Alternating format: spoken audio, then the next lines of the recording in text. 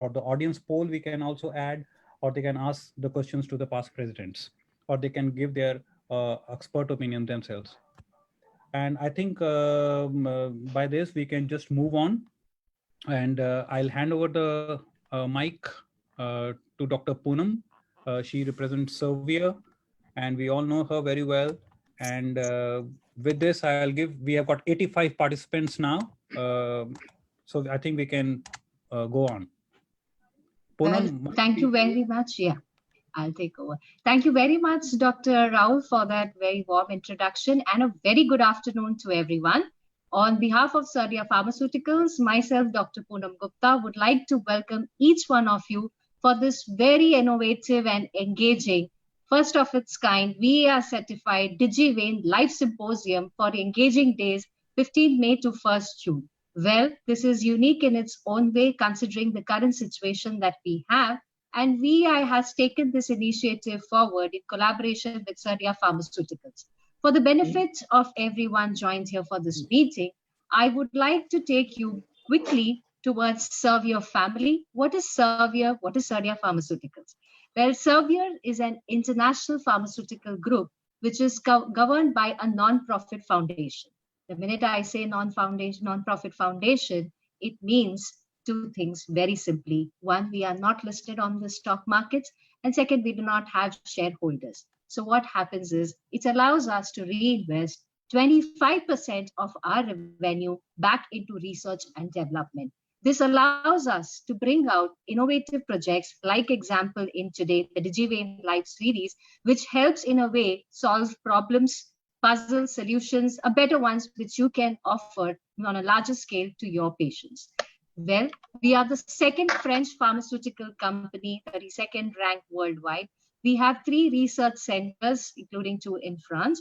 Now, we are an entirely independent, as I just mentioned, a little bit about revenues. We are put together a 4.2 billion euros turnover company with a workforce of 22,000 people, globally present in 149 countries. Today, if we look at the number of patients being treated with Servier drugs in one of its kind, there are about 100 million patients in one form or the other benefiting from our brands. And very specific to this particular forum, venous disorders, we have a market leader, which is Daflon 1000 mg. And just to give you a little bit of the figures, about 23 million patients today are in one form or the other taking Daflon medication. We are leader in cardiology, second in Europe, and 5th worldwide, as I just mentioned. Now, taking forwards the concern, which is really putting a stress on most of the patients and even doctors, people are worried about the Chinese API, what would happen to my medications, will I get a regular supply or no? Just to keep it very simple and for the benefit of all, for Surya, which is actually a subsidiary belonging to Servier, except that in India, the name is a little different. We have taken the Servier's SER and India's BR put together via Surya. We do not have any Chinese API, which means the raw material sourced from a single factory is produced here in India, and patients do not have to worry whether they will run out of their medications, whether they will receive their branded form medications. So this is put together Surya in a nutshell. Now, not to forget current times, the COVID warriors out there, we would like to thank all the healthcare professionals, including today doctors who are present on the other side, supply chain members, the pharmacists, who are really our frontline heroes in this fight against COVID-19. Servier Surya India, in its own way, is trying to help healthcare workers through the supply of PPEs, be it sanitizers or masks, and globally 149 countries have tried in one form or the other to support this fight against COVID-19.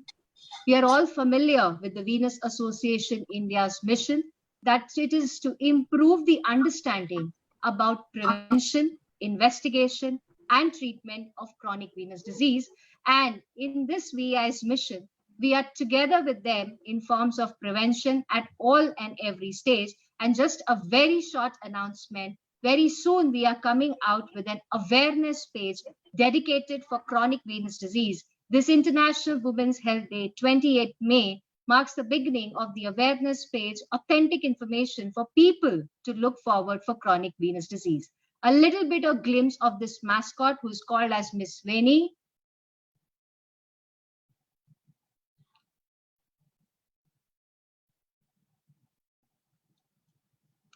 So this is Servier helping support VI's mission in some form or the other. Over to Dr. Rahul for taking forward the proceedings for today. Thank you, Poonam. That was really great to hear from Servier. And, just another 2 points. We have got nearly 100 participants now attending the meeting. And, if you can unmute your, you can just mute your mics. And if you just have to speak, the people who have got the rights, you can just press the space bar and can speak. So please, I request again all the participants, there is a lot of disturbance which is coming up. So I really don't want the speaker to be disturbed during the talk. I can still hear children at the back. So Vishal, please, you need to mute all the participants' mics. Right, sir.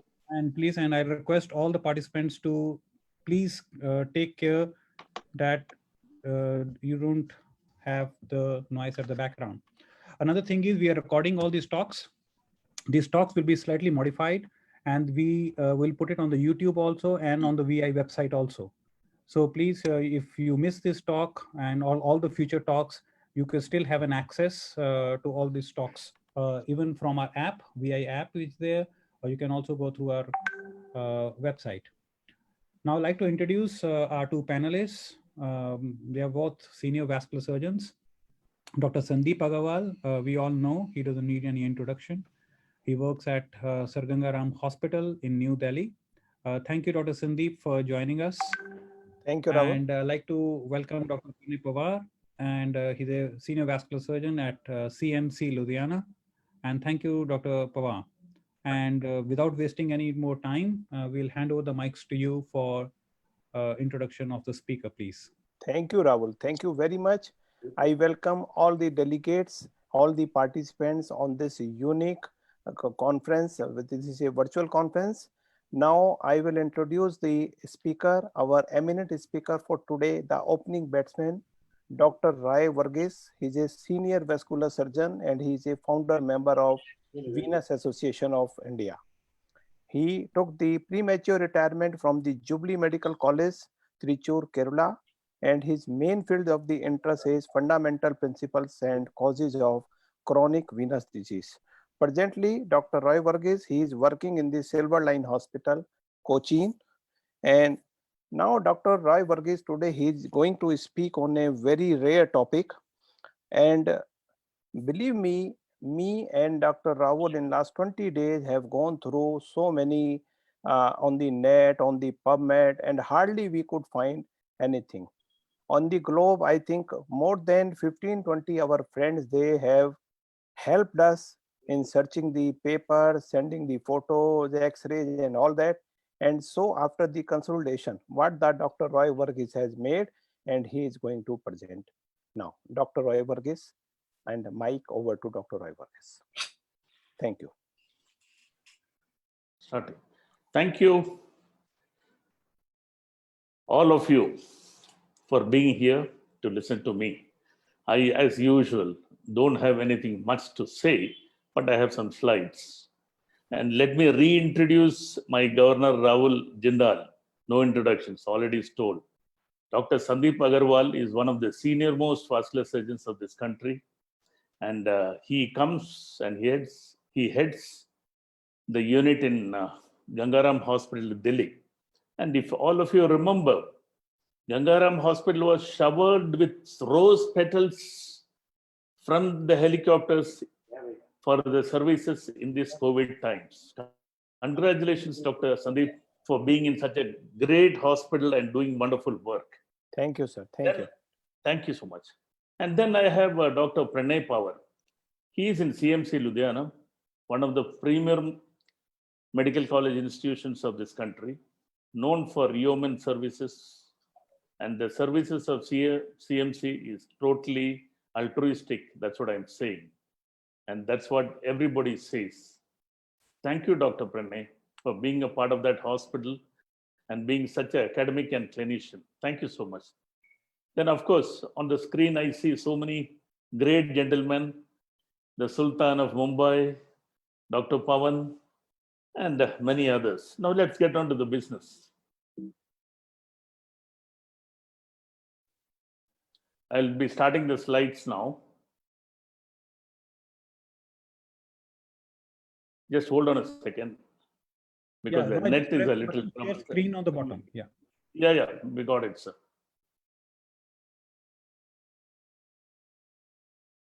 Just hold on a second. We'll be back with you.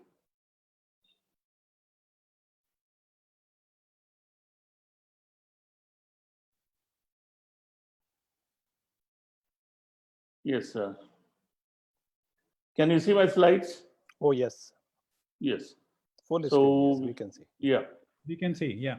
Yeah. So this topic was put into my mind by Sardar Malai Patel. You know who is Sardar Malai Patel? He is the founder president of Venus Association of India. And then in all these kind of crooked works, I would not say crooked works, thinking beyond, I have the help from Dr. Manjusha Rajsri. She's a clinical analyst, and she does most of my works, analyzing them and putting them into the order. Then, of course, every night I call upon Dr. Devendra Dikiwadia ji. I call him the wise man, and he does help me with my work and other, both in the association and also my clinical work. And whenever I'm in doubt, he always answers me.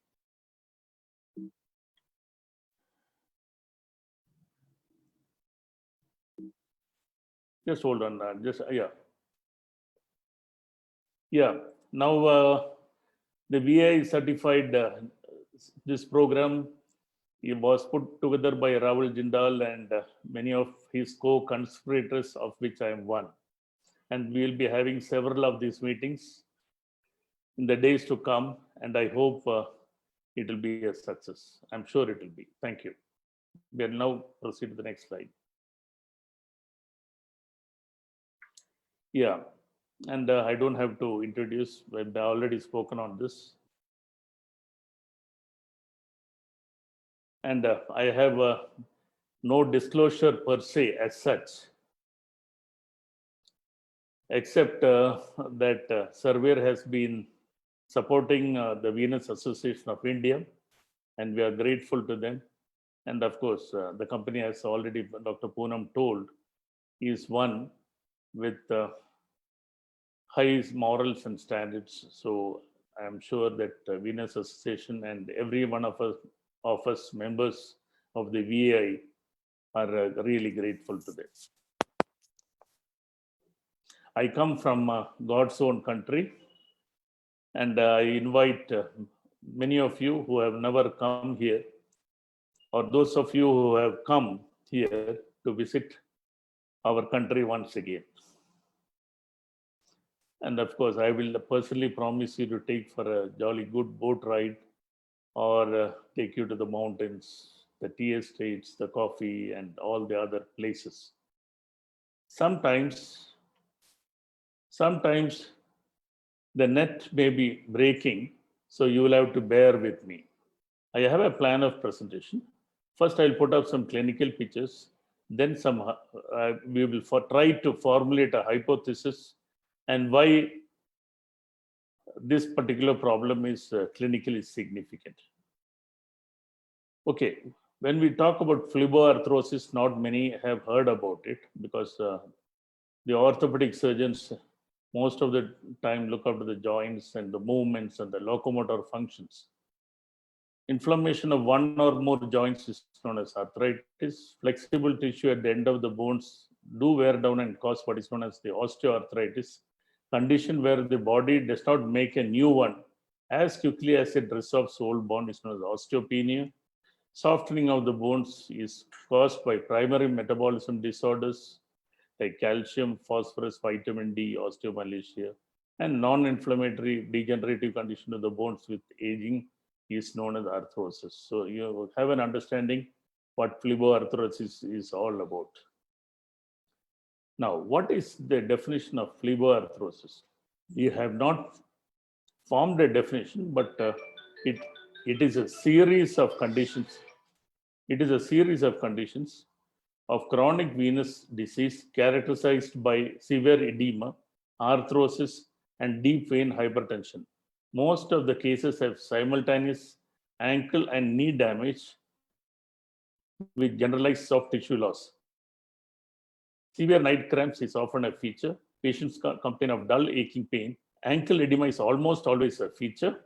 Loss of ankle and foot architecture and decreased range of movements is both clinically can be elicited as well as on X-rays. Medial compartment of the knee collapse is a feature. The history taking in these kind of patients with peripheral edema is very, very important.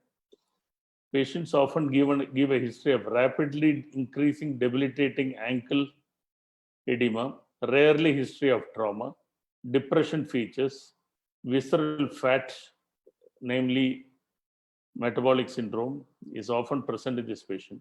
And the most important thing is, when you have arthrosis, we expect older patients to have it, but we have patients with 30, 40, and 50 age having this particular problem. Now I'll present to you some X-rays. If you see this particular X-ray, initially I used to take X-rays of only one knee, but then I realized take both the knees together, standing and weight bearing. Only then we can have a measure of the damage to the knee. You can see in this patient the left side.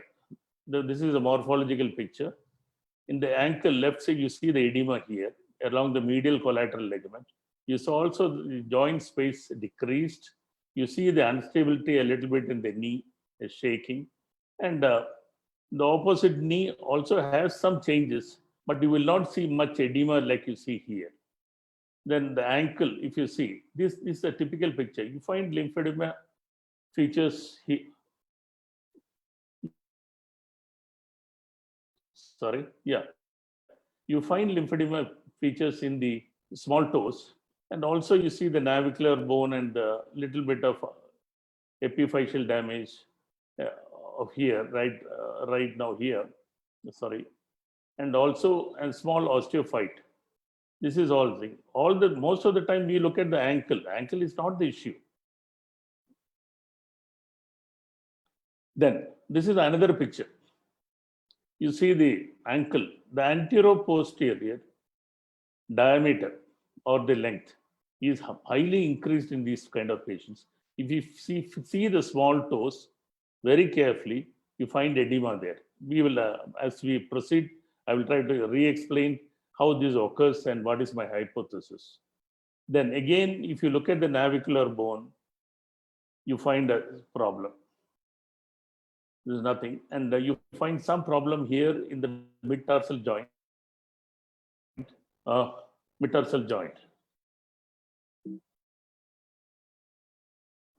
Yeah, this is another patient that we are having with the same problem in the ankle, edema. You find a little bit of edema here, and this view is probably better for the morphology. But if you see here, again, you can see the osteophytes. See that very carefully here. And of course, the ankle which everybody looks at, you find the calcaneal spurs and other things, but I don't think that is very significant in this particular condition. Now, let us re-examine the knee very, very carefully. You find the medial table of the tibia. You can see the osteophyte. You can see it worn away. You can see the narrowing. And to compare that with that to the opposite end, here also you find now a little bit of osteophyte and some damage here. Most of these patients have been very hesitant to take an MRI, which should have given a bigger picture, because for obvious reasons in this country, orthopods want to do the MRI, and I should not be seen as doing that. And I hope you'll read in between the lines. But again, if you look at the X-rays, you will find this edematous picture along the medial collateral ligament, which I found to be very significant. Now, you 1 second, I just have to, yeah. Just have to adjust the slides, 1 second.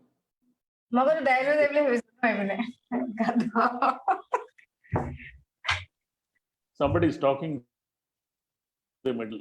That's fine. Okay. This, because the panelists are coming on the screen. If you see these X-rays very carefully, see the subtalar joint. There seems to be some sort of a problem, very narrowing connection to the navicle. You see the mid-tarsal joint here, the same problem which I have been harping again and again. That problem is there.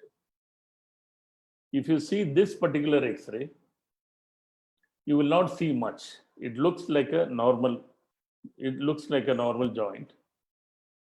But what is very important is in a diabetic foot, which most of us vascular surgeon understands, we always look for the medial, intermediate cuneiform, and also the second and third space on the metatarsal head.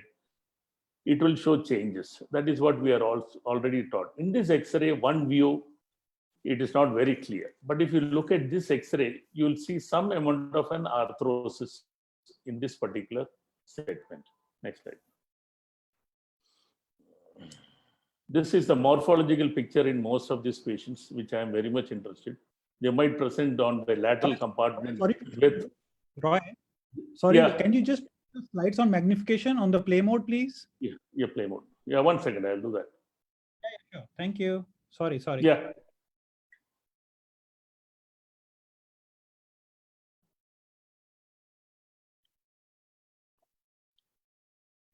Yeah, are you happy with this? Yes. Yeah, thank you. Thank you. Yeah, thank you. Because we are having some net problems here, and computer is misbehaving, to put it very lightly. So you find along the lateral compartment ulcers coming like this, and very few explanations. And if you look at the morphology again, atypical ulcers like this one, very severe, and around the ankles also. And these are again some of the morphological pictures. They're very, very difficult to heal. And sometimes they present with a severe phlebolymphedema and infections which you see on the extreme right of this particular leg. And somehow with our team, we have been able to get some of these ulcers to start healing. This is one leg which actually looked like primary lymphedema, but it is not. It is the same problem. You don't see much of an ankle and dorsum of the ankle, foot edema in this particular patient.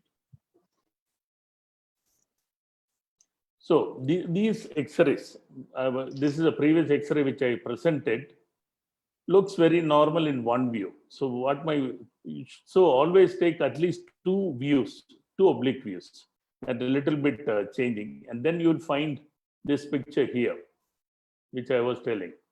This also presents in patients with diabetic foot.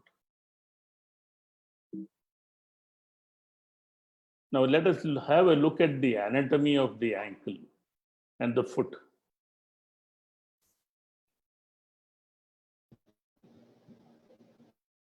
The problem here is, again, see, we see is the deltoid ligament here.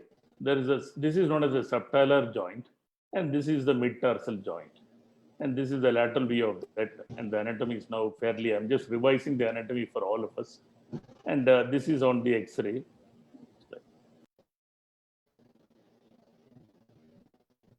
So now there is a very important concept. We have the cuboid bone here, and there is a concept known as the ankle ring. It is something like the corona. The corona is we have to take a cut view like this, a coronal view of the foot. Then we'll see what the ankle ring is. This particular ankle ring is very, very important to maintain the stability of the foot. I'll come up with the picture later on. Now, you see this picture here, and you see this.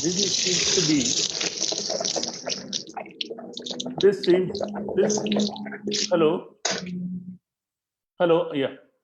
This seems, this particular swelling here, which you see on top of the cuboid, seems to be one of the earliest features of a phleboarthrosis. And you can see the small changes in this particular view. This is what is known as the ankle ring. The picture is there on the slide. I don't want to explain very much.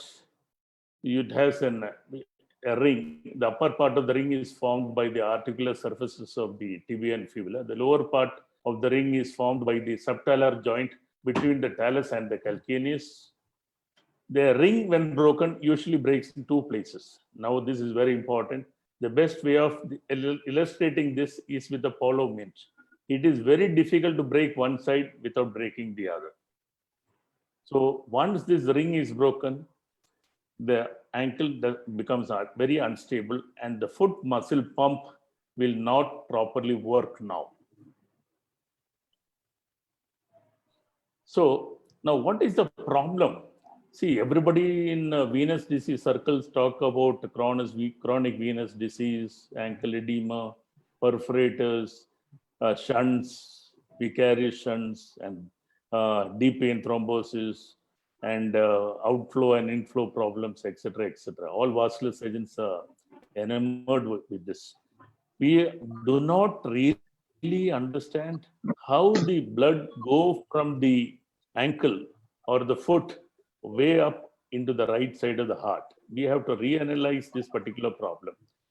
Anytime a problem comes with the pain with the knee or in the ankle, the patient goes to an orthopod.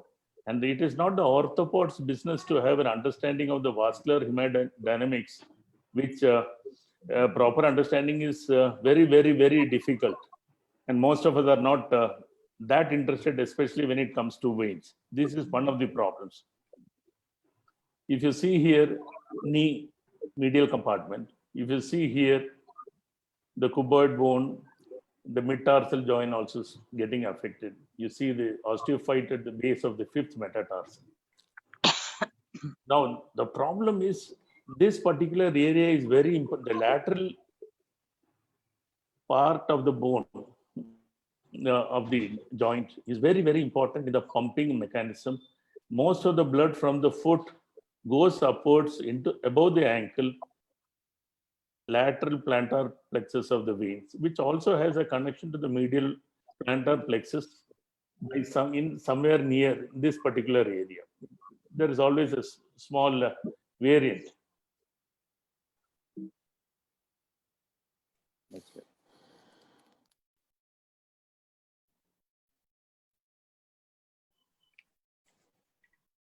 Okay. Now, we will talk about architecture loss. Sometimes what happens is normally we think of a flat foot, and flat foot we think does not pump up the blood. So that is well known among vein surgeons and vascular surgeons. But in a severe degree of phleboarthrosis, if you ask the patient very carefully when he comes up with a leg like this particular lady, for example, told when she was very young, her leg was like one of the on the opposite side, exactly like the staff nurse's leg standing here. But over a period of time, she developed some problem in the ankle. She started getting this redness on and off problem in the ankle and redness. So one orthopod even put plaster on her for some time. Probably a deep vein thrombosis would have occurred. And you see the final outcome, how the talonavicular joint and the metatarsal and then the metatarsal joint and the subtarsal joints get inflamed. And you see the small osteophyte here. Next slide. So this, whenever you have a problem, you develop a hypothesis. And the easiest way to say whether the hypothesis is correct or not is a null hypothesis. I don't want to go into much of the details and bore you. But once you have a hypothesis and once you have a theory, then you start making assumptions. From the assumptions follows a number of possible hypotheses, and they can be tested to provide the support for or challenge the theory. But here the problem is Most of our patients are going in the initial phases to the orthopods, and then they are coming back to us with some vein problem or an arterial problem. So by the time they come, it is a vicious cycle, the end of the vicious cycle. So we are not able to capture these patients at an early stage, so as to develop a mechanism or a method to analyze this particular problem. For example, this is a CT of a patient. The patient had a little bit of swelling in the right ankle. And then what was happening is a lot of veins all around. Then the patient himself insisted, no, sir, you take a CT. Somebody told me this is a venous malformation, that particular problem, some other problem. So I thought this is the right time. So what I did is, I wanted to augment the flow around the ankle. So I cannulated when you see this, the way I cannulated. And then I sat with the patient and we got a CT done. CT is somatome, an advanced CT machine. And you see the effect, but how the deep veins have been contrasted. But that is not the important thing. Important thing is there was no outflow obstruction. If you see the knee in that particular affected leg, there is a medial compartment narrowing, probably the cartilage damage. Subsequently, I sent the patient on orthopod for evaluating the knee, and he told that there is a problem with the knee, but you finish off of this varicose. He was very much afraid. You finish off these varicose veins, then I will deal with it. But if you see the opposite knee, you see there is not much of a damage. And this patient, subsequently, I put the patient on compression, and fairly he did well. And then I told him, now there are a few veins which are problem. I would like to do a venogram in the cath lab to reassess the flow dynamics. And he refused. He told, I'm very comfortable with this current treatment. Thank you, Dr. Sabha. I'll come and see every now and then, whenever I have a problem. This is also patient-derived problems. So, ankle edema, every other patient with diabetes, every other patient with autonomic neuropathy, every other patient with osteoarthritis, every other patient with chronic venous disease have ankle edema. They can have several causes: chronic venous disease, cardiac, liver, pelvic problems, renal problems, metabolic problems, cancer, post-thrombotic. But the problem is not that simple. Everybody thinks that, okay, we'll do a laser or a sclero or a stent because they do have a few varicose veins. And sooner than later, we find a fantastic recurrence, 1 year or even less than that. And the patient will not come to you because most of the money would have been spent on the treatment for that. So then they go to alternative medicine or somebody else. Here it is here the problem starts. So what I would really want to say is, if you have a problem like this and if you suspect, before you do any particular procedure, explain to the patient very, very carefully that I think there is a problem due to these reasons. I will have to work you up. And after that, we will consider some procedures for elevation of the problem, and then compression and footwear and other measures. We'll come to that later. So when I started thinking about this problem, I searched the literature. I usually, first man which comes to my mind is I go across to Professor B.B. Lee, with whom I have been quite friendly since almost 10 to 15 years now for various reasons. And he has written excellent literature, and he has access to the literature on these particular problems.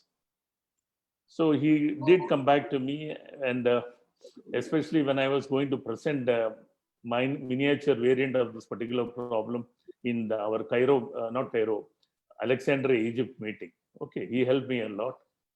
And of recent, I have been talking to many of my colleagues in Vasculabs, especially Dr. Attilio, Professor Ayman, Professor Rashad, and the French team, which is known to all of you.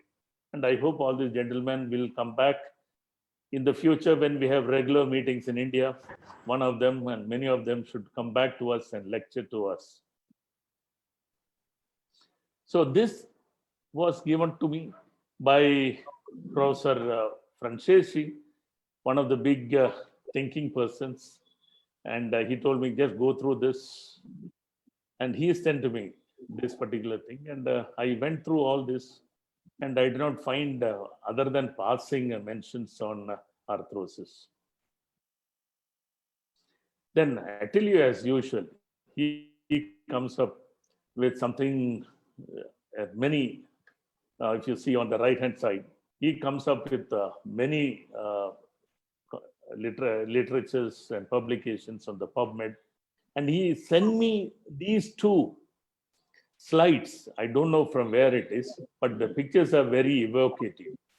Excellent. I hope someday I can find whoever is this gentleman through Attilio and thank him, because this was done many, many years back, somewhere in the year 1980. Professor Rashad, I just called him up directly and told, see, I'm planning to present this, and do you have any MRI pictures of the knee and ankle? Then he told he'll call his subpiece, because he and Professor Vasila run an excellent orthopedic, radiology center of veins. And finally, I did not get much information on them, because probably they have not been doing this. They told me they will share somebody else's, of course, to put it up on the net when somebody else is not giving them without proprietary rights is not fair. Thank you, Professor Bishara, for your help. Then, of course, I called across Professor Ayman. He thinks and thinks. Then he told me he's talked with his biomechanic fellows, and he gave me some hints. Think about the ankle movements of the calf muscle and pumping action. So that sent me thinking. Thank you, Professor Ayman. I really appreciate your help. And of course, Professor Wool and the French team, we were all there in Alexandria. And of course, my governor, Raul Jindal, was also there. So we spent a lot of time, close to 5-6 days. We can't go out because of the corona. So, and we were talking, with the French team, and they promised to involve me in one of their papers on the systematization of atypical, this phleboarthrosis. And I recommend all of you to go through Professor Wool's book on the anatomy masterclass. You will get a better understanding of this particular problem. And of course, this particular paper, of which Professor B.B. Lee was a corresponding author, is very, very important. Please find some time to go through these two papers, and especially the UIP consensus document. Of course, it talks a lot of about hemodynamics, but very little about the bone and joint problems and the muscles.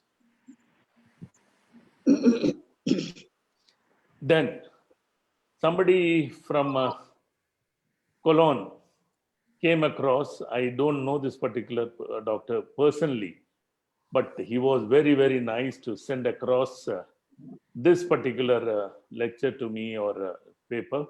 And through this paper, I traced a very, very fundamental paper. This one, I request all of you to read, because this paper really gives you between vitamin D, intestinal calcium absorption, and the mechanisms.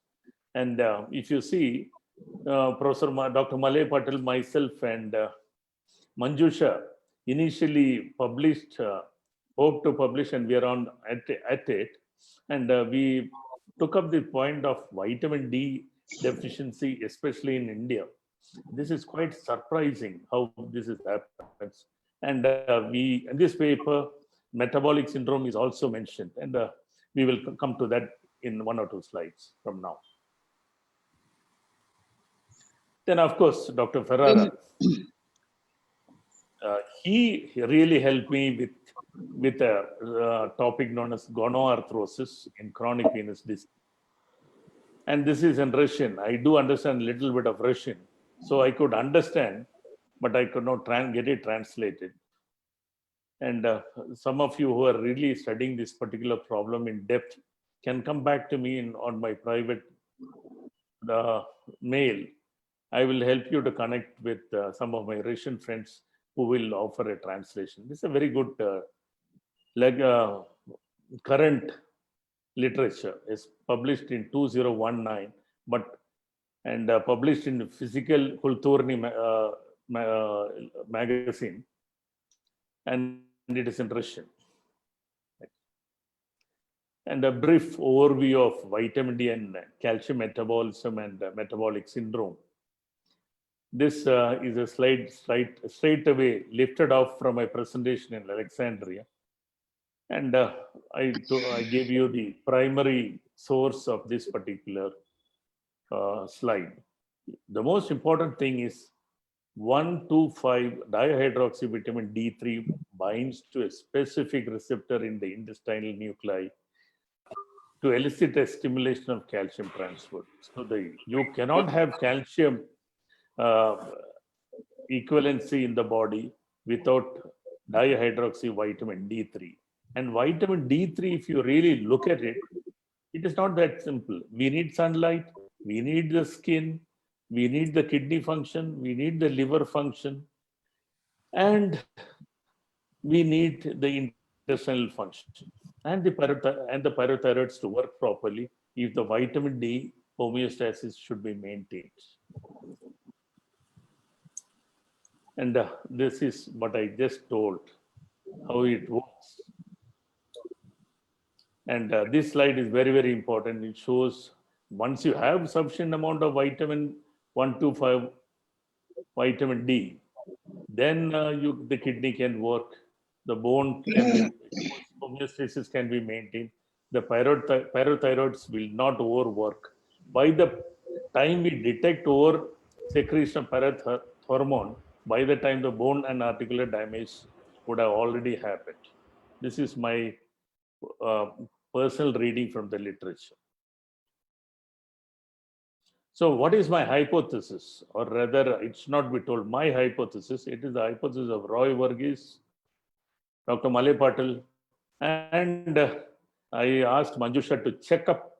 Now, will this work? And she told me it's a go. Then I was still not convinced. Then I talked to Dr. Devendra Dikivadia ji, who called Justice and the Wise Man. He told, okay, looks good, present, but we need an ultrasound picture. So this is the ultrasound picture of around the ankle. You see the great saphenous vein, all edematous. You find edema around the ankle. It is also present in many other causes. But once you have a picture in the ankle like this on the ultrasound, I would request all of you to re-examine your patient and the background and the history and make a more serious judgment before you do anything with the knife or the ultra or the laser or the sclerotherapy or the radio frequency or whatever. So we always talk about metabolic syndrome and the fat soluble vitamins getting all mixed up and absorbed in the visceral fat, so it is not available in the body for the tissues. So I was searching and searching. Then I called across one of my friends who worked with me in Saudi Arabia. He still works there, that particular gentleman. Then he told me, and he sent me one referral from the Pakistan Journal of Medical Sciences. So look at your neighbor. This is very, very important. You can ask your friends across and abroad, but look at your neighbor also, because they have the similar problem what happens in the subcontinent. And our subcontinental patients should not be compared with that of those who are living abroad in the West or somewhere else. So this was a collaboration paper between the Pakistanis gentleman and Turkey, University of Turkey, because they needed nice paper to present. So they have come across with the serum deep vein thrombosis, serum homocysteine, related vitamin B issue problem, and vitamin A in metabolic syndrome. Remember, metabolic syndrome is a inflammatory process and condition. So this explains part of my hypothesis. Now, I told you, somebody told me about the ankle. Now I'm coming to Jean-Francois once more. I thought about the ankle movements, and then, as somebody told, it is examine the role of the peroneus tertius and the peroneus longus muscle. How it gets attached to that, to the subtalar joints and the slips. Now, what happens is here is again this is earliest symptom, and Professor Rule had described and summarized this many years back in his anatomical study of more than 200 cadaveric feet injected with latex. That the previous theory was wrong and the current problem is yes. So please go through the summary of this slide and download that particular issue and make it available. If you do not get it, then please contact me. Now, let us look at the morphology of the ankle from after having studied the peroneus muscles. And you find all sorts of these ulcers handling here. And we all know that lateral plantar plexus in the venous plexus in the foot and the medial plexus in the foot is the most important thing. If we do not have these plexus pumping away properly into the soleus muscle, what happens is very simple. If you remember, I had talked already about a connection between the medial and the lateral plexus of the foot and the posterior tibial vein and the peroneal vein somewhere around the ankle here, especially through the calcaneal. It's known as the calcaneal perforator. And you find this picture. So ordinary compression in these patients will not work. We need something to augment the foot pumping mechanism when we talk about treatment of these particular patients. Someday in an YCon, I hope to come across and lecture on these particular problems management separately. So when you go back home, let's have some early recognition tips. You find a patient with bimalleolar edema, navicular area swelling. If you find the range of movements in the joint, especially in the ankle, remember the subtalar joints is the one which gives the eversion and the inversion. And this is very important in the pumping of the blood from the foot. This is very important. The next is the ankle joint, is the tarsal joint, which gives the flexion and extension. Flexion and extension and the subtalar joints, that is eversion and inversion, is very important in the pumping mechanism around the ankle. Of course, once you have the soleus and part of the gastrocnemius pumping the blood upwards, it goes across the knee and the semimembranosus takes it up the abdomen and the abdominal compartment syndrome and the right heart of the right part of the heart does the rest along with the lungs. In the knee, especially, there is a perforator going into the knee, epiphysis. I have some videos of this and it is being published. So once you have deep vein hypertension, one of the reasons for the accelerated destruction of the cartilage and the medial compartment of the knee is this particular perforator. Also, the abduction of the hip. When a patient, especially from South Asia, says, I cannot sit down in the lotus position, watch out, you have a problem. Then Some patients will come across to you privately when the nurses are not there. In both the males and the females, I have sexual discomfort in a particular position. Then that should raise your hackles. Also tell your urologist who is dealing with this kind of problems to mildly ask, or your gynecologist to ask for this particular problem. And then you will get a good answer. It's very discomforting for us to ask on these kind of very private issues, but one must consider this. Do an MRI and CT, especially when you do a CT, do a volume rendered view of the joints and the venous outflow. Footwear is very, very important. These are some ultrasound pictures which shows the bone perforators. I didn't want to have a video because too complicated. But if you see here, just outside the periosteum, you find a redness and this lighting up. You also find the bone here, part of the perforator here. And another very important feature in this patient is the periosteal thickening around the tibia, medial aspect. Once you find the flares here and thickening, and if you press with your thumb on the particular area, some of them will give you a pain sometimes. It's very, very important. So let's have some conclusions. The study is ongoing. We hope to publish it in the days to come. So think about metabolic syndrome. It's an inflammatory disease. There is always an unrecognized damage to the bones and the joints and soft tissues. Keep it in mind when you're studying or examining a patient for chronic venous disease. The pumping mechanisms becomes very suboptimal when you have the damage to bone, joints, and soft tissues.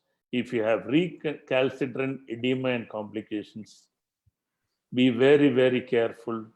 I would suggest have a relook at your patients along with your orthopod and your other colleagues or specialty colleagues. I would suggest that treatment should be very conservative and defined. Look for associated issues of metabolic syndrome, and early recognition is needed, and it has to be the defining moment of the future. And a few bibliographies there. Next.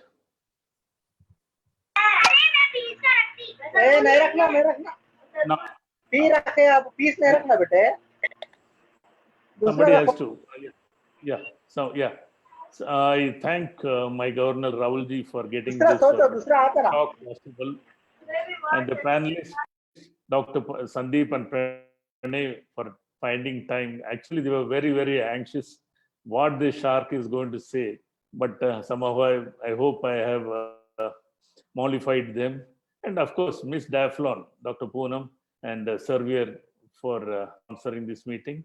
And Shivangi, the VA office secretary, she calls me up every now and then very anxiously, Dr. Saab, Dr. Saab, Dr. Saab. Then I know she has a point.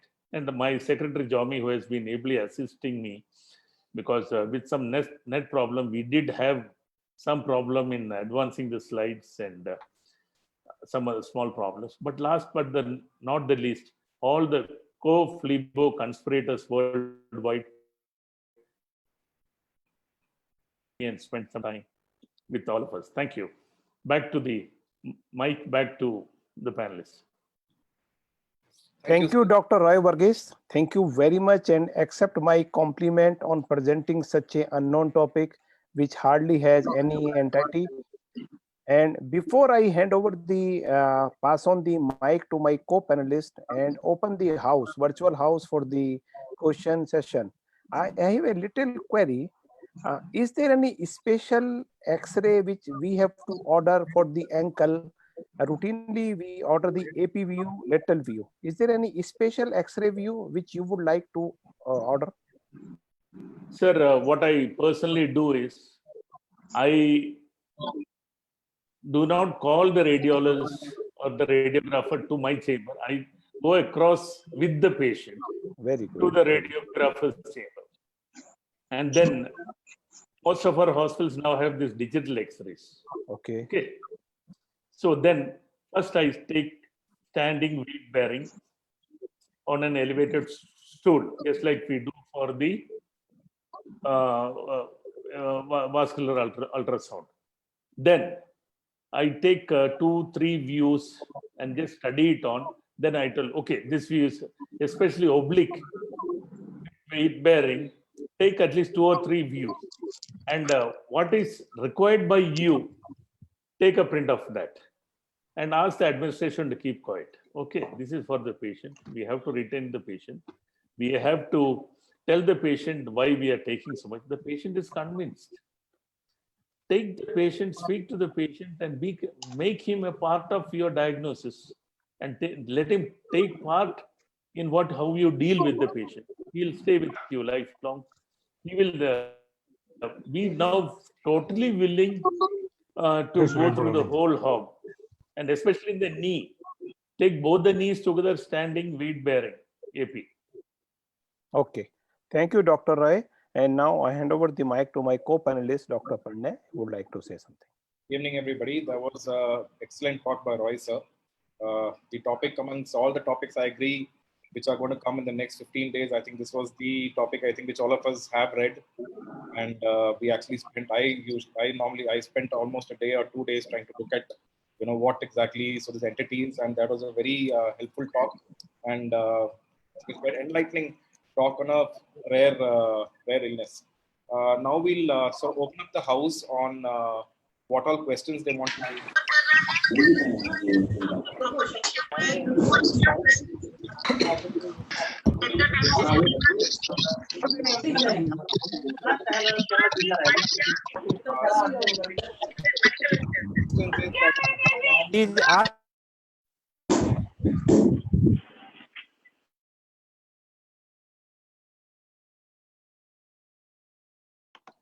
Hello, Roy, sir. Yeah, we can hear you. Okay, yeah. Sorry. So someone had muted me. So one of the questions is, with the foot X-ray showing collapsed arches and arthrosis of the tarsal joints, how are you going to tell it whether it's something from Charcot's arthropathy? So Charcot's arthropathy, that's what I thought. They won't be warmth, erythema, ESR, and all won't be raised. You have to obviously ask these patients whether they're on insulin and whether they're on OHAs, whether they have renal failure. So probably that's something you can tell that this is not the same as Charcot's arthropathy. So would you like to add anything? Yes, sir. Exactly what you told is right. Now here, let us re-examine the particular problem. How to re-examine? See, all the patients, there are n number of causes for ankle edema. And the primary diabetic foot problem, which we are all taught, is the subtarsal joint, especially the cuneiforms, and the base of the second and the third metatarsal, which are the earliest to get damaged. And you should do, some hospitals do MRI and so many other tests. Okay. A diabetic is more prone to develop this particular problem of chronic venous disease than any other patient, especially when he has autonomic neuropathy. So once a patient has diabetic autonomic neuropathy, again, the chronic venous disease is an accelerated one. You have a more severe form of chronic venous disease than regular patient, and discuss this with the patient. I'm sure some of our co-panelists will have something to add. I see Harinder. Harinder, sir? No, Dr. Harinder is not there, I think, in the participant. No, he's there. He's there. Yes, sir. Is there? Yeah, Vishal, Dr. Harinder Bedi, can you unmute it? Just find. Yes, he's on mute. Oh, Yeah. hi. Hi, Royal. Excellent, very stimulating talk. We, away from the usual humdrum DBT, embolism, venous ulcer. So anyway, Yes. now my question is, number one is, have you studied the impact of lymphatic component, if at all? Like we always say, when there is venous component, lymphatic is also there. And number two is something which will prove or disprove or prove, I would hope that it proves that after you treated the patient and then repeated the X-ray in the same patient, have you got a reversal of changes? It might take years, but have you got that? Can I? Yes. Dr. Harinder, you are a great cardiovascular surgeon, and one time you headed the CMC Ludhiana cardiovascular surgery, and you think far beyond many of us. Okay, I call you the real Hari, the Hari Kainder. But your question is a very, very valid one. Point number one is I deliberately put up a ultrasound picture of at the ankle showing the great saphenous vein. Once you have an edema like this, it shows that you have to re-investigate. Personally, I have statistics that if you are very careful in dealing with these varicose veins, carefully after telling the patient this is going to come back because you have a pumping issue, the symptoms improve. Clinical scoring symptoms improve. The classical one, and we did a pain scoring in this kind of things in one of our previous lectures on ulcers. Malay was a co-conspirator, and along with Manjusha, it improves. Then regarding repeat X-rays, so by the time the patient comes in our country, they always want to have severe problems before they come to you. You are the last one whom they'll approach after having gone to Ayush, then the orthopod, then some other pod, and some every other pod. The ankle is already damaged. It is not going to come back. I have a video of how we do the physiotherapy in this kind of patients. We teach the patient bystander how to do the physiotherapy and get the range of movements increase, etc., etc. They do it promptly for about 2 weeks. Uske baad, about 6 months later, they will come back with the ulcer. And then if you ask them very carefully through the staff, no, bhul gaya sahab, wo sab bhul gaya. That means basically I'm translating in English, I have forgotten. So our patient is believing in jugaad. Jugaad is adjustments. Pandal, see, 12 jab nikalega, jabi pandal banayega. That is an old saying. You will erect the pandal to receive the bridegroom only after he has left the house or is on your gates. Dr. Hari, you would like to add something? Well, I think you're on to something, and it will take a brilliant mind like yours to really, I have an idea that supposing some of these patients get an amputation, supposing, then you could study the bone and find out, what's going on over there. So maybe, 1 in 100, 1 in 1,000, you might get that. All the best. Okay. If I'm audible, I want to raise one point for Roy. Yes, sir. In this ankylosis of the ankle joint, and when there is a destroyed ankle joint, have you tried the tendo achilis stenotomy to improve the situation? Sir, there are orthopods who try this in diabetic foot and comes to us. Once the anteroposterior diameter of the ankle increases beyond a certain level, okay, when compared to that of the normal ankle of the same patient, then take it for granted there is extensive fibrosis at the ankle. The subtalar joint is not working. The metatarsal joint is not working. And then you subject the patient to a surgery, be almost sure that he will attribute all his current problems in the future to this particular surgery. So I don't do that. This, what I just told, was told to me by my patients who had gone to Saint elsewhere, as Hari says. And then they come back to me, see, sir, I cannot now walk because of this particular surgery. So I'm a little afraid to do this. In a diabetic foot, I'm told, and I have also done it, it fairly gives good results at tendo Achilles release. Thank you. If I may raise a point here, I just want to come back to the very basic fundamental premise of this entire talk. The talk is your hypothesis of phleg arthrosis.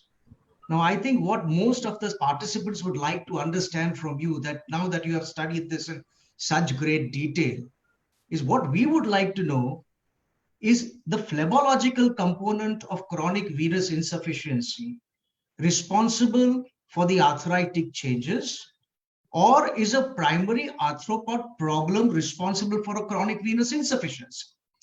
If you say that your joints, like the ankle joint, is not working well and the calf muscle is not working well, obviously that leads to chronic venous insufficiency.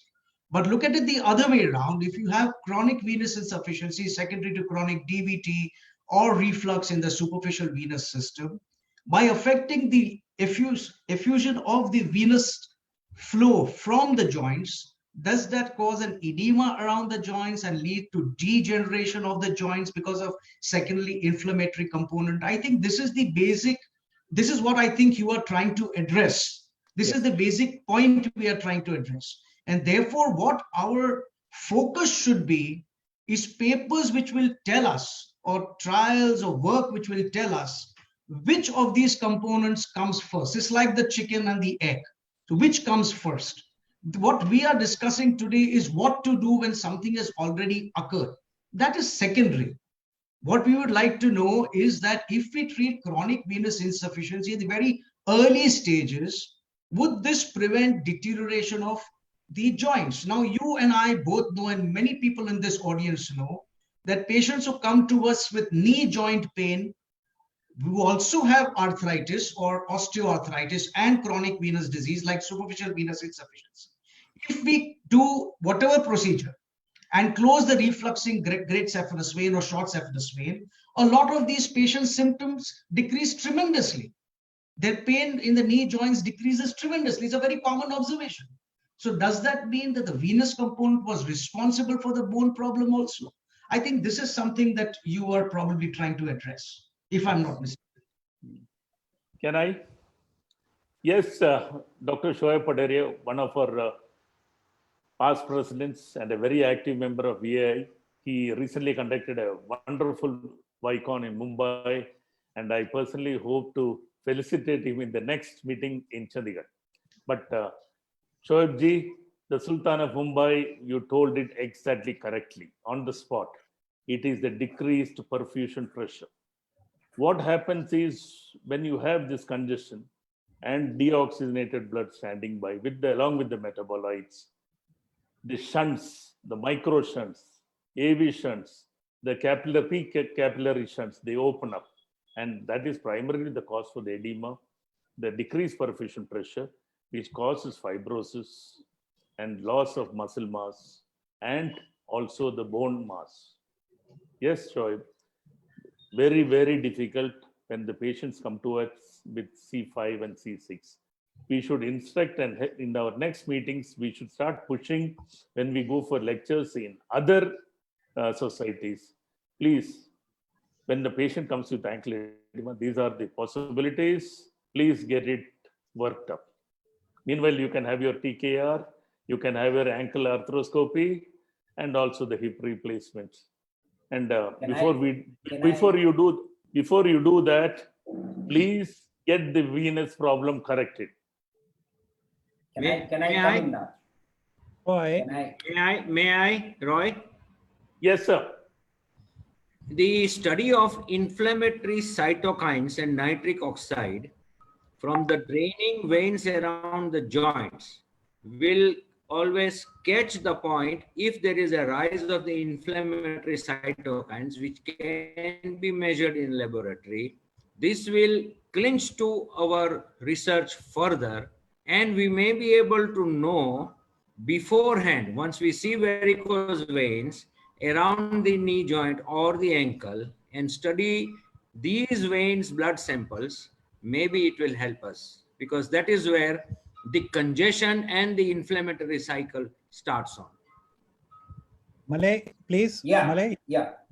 I just wanted to reinforce what we've been, actually I'm the culprit, and then Roy became my partner in crime about this. What Shoaib and everybody and Hari and Deki says, we have to break out of the vicious cycle. That's the issue. Now, when there is a French video that I have shared with Roy about a patellar reflux, a reflux going through venous reflux going through the patella and just creating a problem with the patellar articular surface and creating pain around there. And so there are many components around this. The whole basic idea started with the idea that congestion in any part of the body will create some sort of subtle nutritional problems in the organ that it is draining. And baby knows this, the sternum, the heart, the lungs, you create a congestive problem and it's vulnerable to all sorts of different problems. Same thing goes around with the lower extremity. Now, when you see what Roy has presented here and what we are trying to put together is that these sorts of late damage is very difficult to reverse. Probably we can reverse it. But the problem around the knee joint, as Schwab says, yes, I think that comes very early to us. And if everybody is made aware of this issue, that you can actually cause a reparative process to come into play by taking care of venous congestion. So that's the plan, and that's the idea.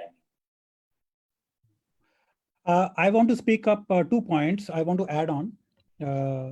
The first point is, adding to Dr. Padaria's points, there are some evidence now we know from our clinical practice that there is some benefit when we do operate such patients.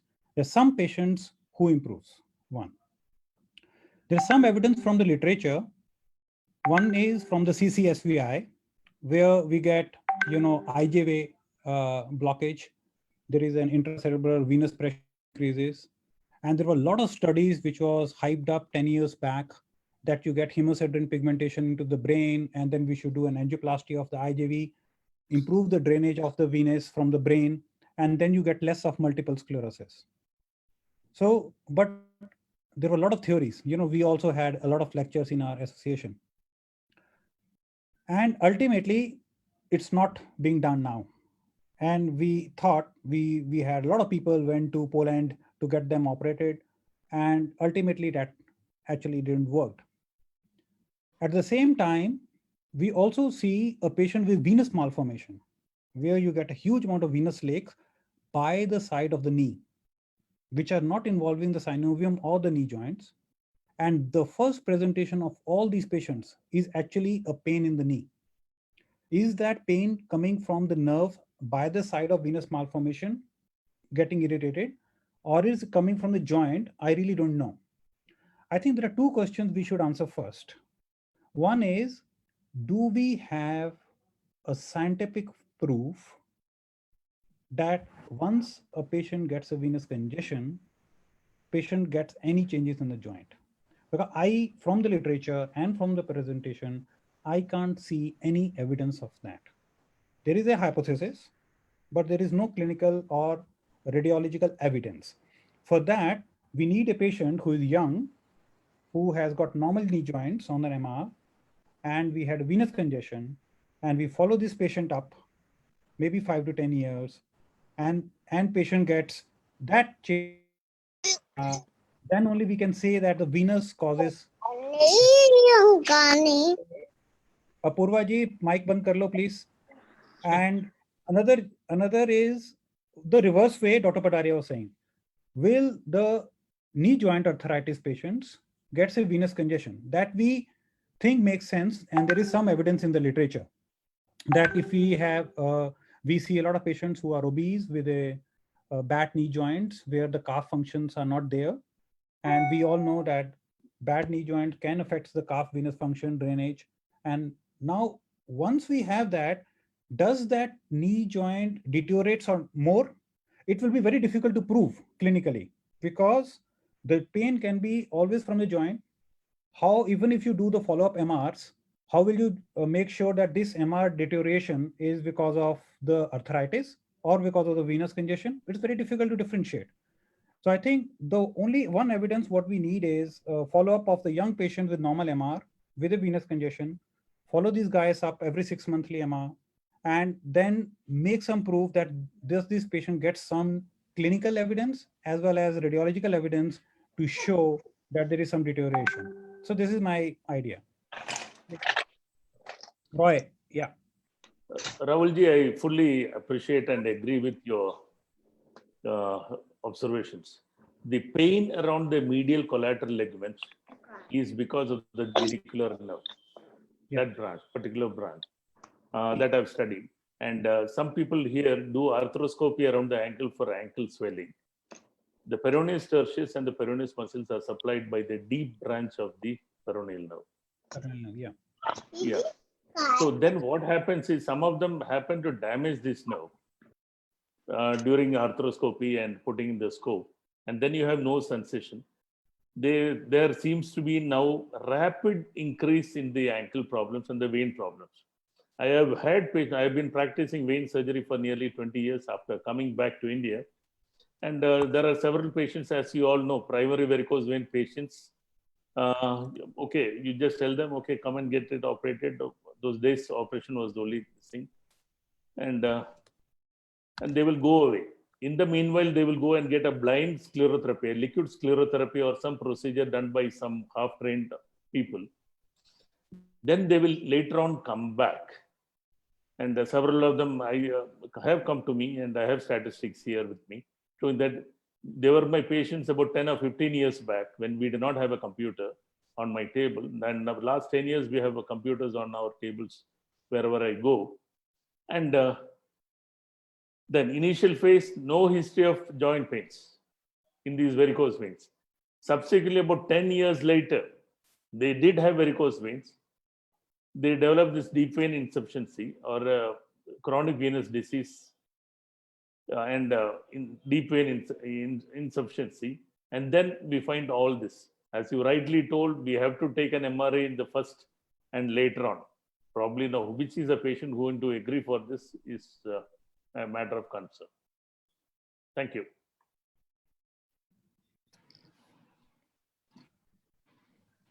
So that was an excellent talk and an excellent, questions and doubts discourse by all the experts over here. I think we do sort of agree, all of us agree that there is a lot of doubts in this illness right now, and there's a lot of research which needs to be done. I think most of the doubts in the chats have been sort of addressed by the comments by the experts. If there are, any more doubts and people would like to ask anything, you can raise your hands or you can write it in the chat. And we'll still wait for you. I think we've got some time still to go.